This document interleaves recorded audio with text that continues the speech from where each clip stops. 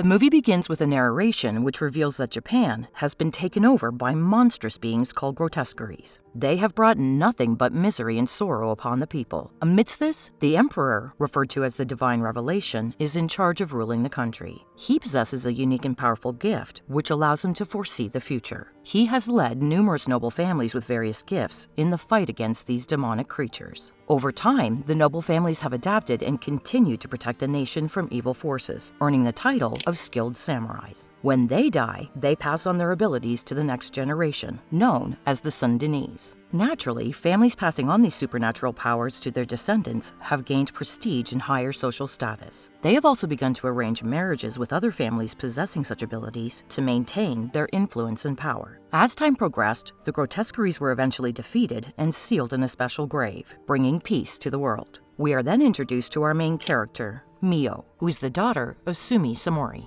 The latter hailed from the renowned and supernaturally gifted Usuba family, known for their unique abilities to fight the grotesqueries. Unfortunately, Sumi, despite her extraordinary powers, was afflicted with a terminal illness. When the Usuba family faced financial troubles and mounting debts, the Saimori family stepped in to help. In return for their assistance, they requested Sumi to marry their son. Her father vehemently disagreed with this, but she herself consented to the marriage to relieve her family from the burden of debt. After the wedding, Sumi gave birth to their daughter, Mio. However, she wouldn't be around long as the illness ultimately took her life. The little girl was only 2 at the time. Soon after, her father married another woman, and they gave birth to a daughter.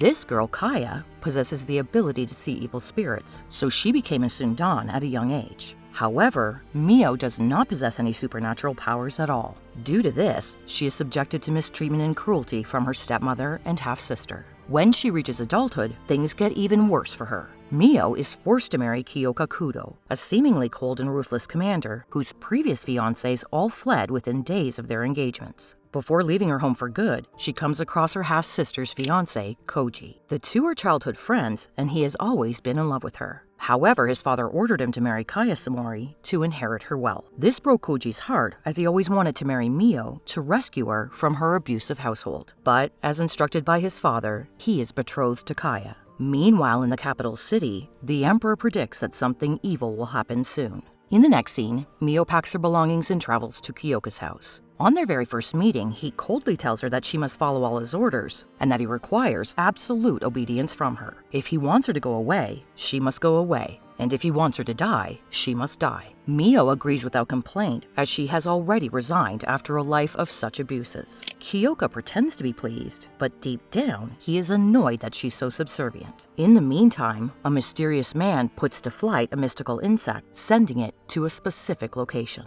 The next morning, Mio wakes up very early and starts preparing breakfast. This impresses even the trusted housekeeper, Uriah, as none of the previous fiancés were this competent. When Kyoka awakens later, he notices the mystical insect hovering around the house. However, he doesn't give it much thought and goes to eat breakfast served by Mio. Unfortunately, he turns out to be very distrustful of his new bride-to-be, so he asks her to taste the food first. When she refuses to do so out of respect, he assumes the food is poisoned and leaves the premises without eating anything. A little while later, he arrives at the military headquarters. Being the head of the anti-grotesqueries unit of the country, he goes through a list of applicants for the new intake. His assistant informs him at this time that all applicants are from prominent families with superpowers. Later at home, Uriah tells Kyoka that Mio isn't the type of person who would use poison. She's a wonderful and thoughtful woman who truly cares about her family. The following day, Kyoka uses his powers to capture the mystical insect and presents it to the general. They soon realize that it's one of the creatures from the grave where all the grotesqueries are sealed. Apparently, these insects use their powers for evil things and still have lingering attachment and hatred for this world.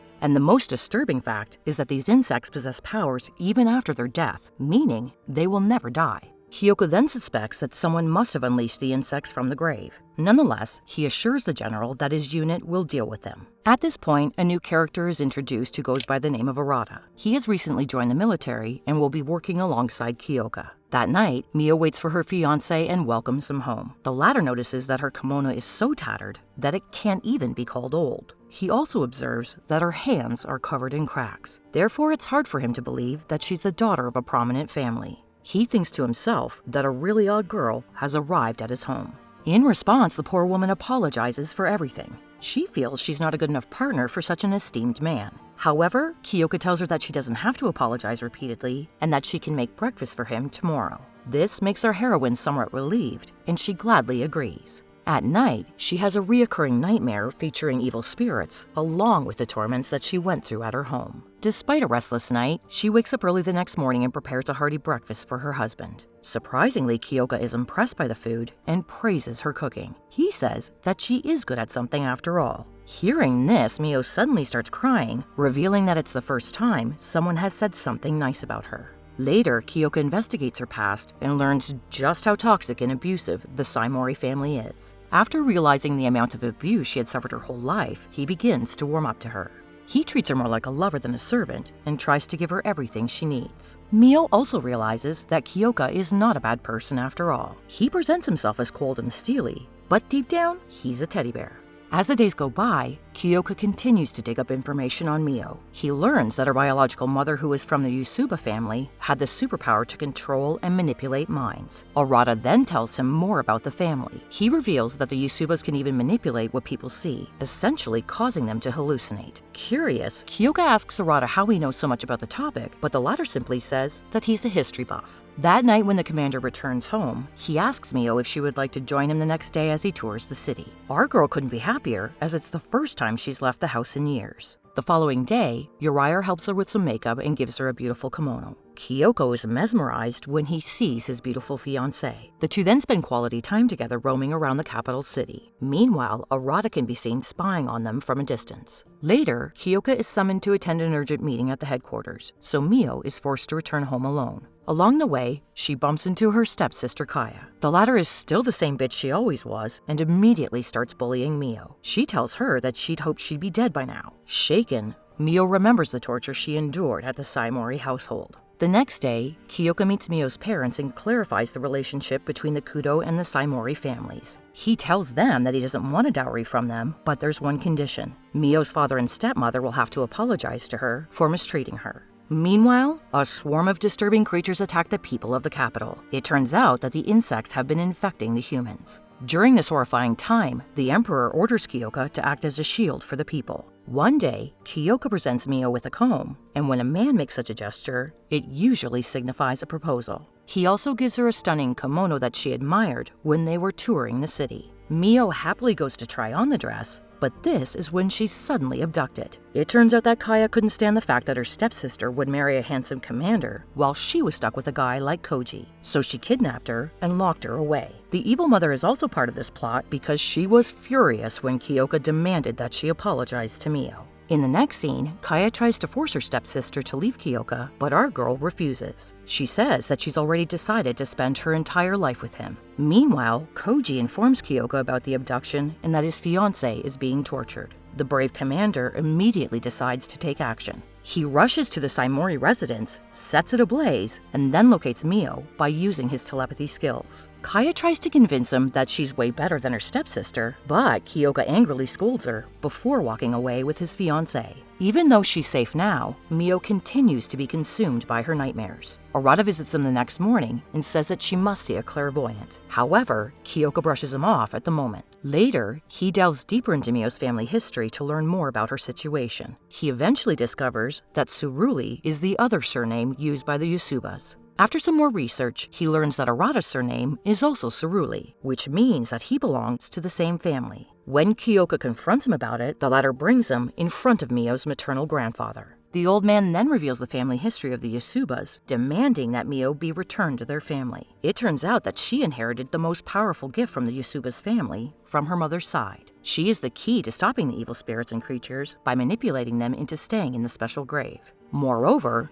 Mio's nightmares will only stop when she has dealt with the evil forces because her exceptional gift of mind manipulation is somehow connected with the dark forces who use the same technique to infect the humans. Our heroine vehemently refuses to be apart from her fiancé. Still, Kyoka orders her to stay with the Yusubas until he finds a way to collectively deal with the magical creatures at the headquarters. After all, he too wants Mio to get over the nightmares and live a normal life. He then makes his way to the headquarters, as the rumors have it that the insects have taken over the city. Later, the grandfather reveals the truth about Mio's powers. Due to her Yusuba lineage, she was blessed with the abilities of a dreamweaver, allowing her to control and manipulate everyone's dreams. She was even called the Maiden of Dreams because of her exceptional gifts. However, her ability was sealed during her childhood to stop chaos among the royal families. Now, if she wants to use them, she must find a way on her own. The grandfather also discloses that the Dreamweaver's power always appears in nightmares, which is the reason why Mio experiences them so frequently. Meanwhile, at the headquarters, Kyoka discovers that almost all of his men have been affected by the evil spirits. He tries to fight them off without killing them, but to no avail. When Mio learns about the Grotesqueries' attack on the headquarters, she rushes to help her lover. Arata tries to stop her, reminding her that her power is still sealed. However, Mio is ready to die saving Kyoka, so she pushes him away. This act of love and selflessness finally causes her superpower to be unleashed. Arata is floored by the sight and decides to accompany her on the journey to save the world.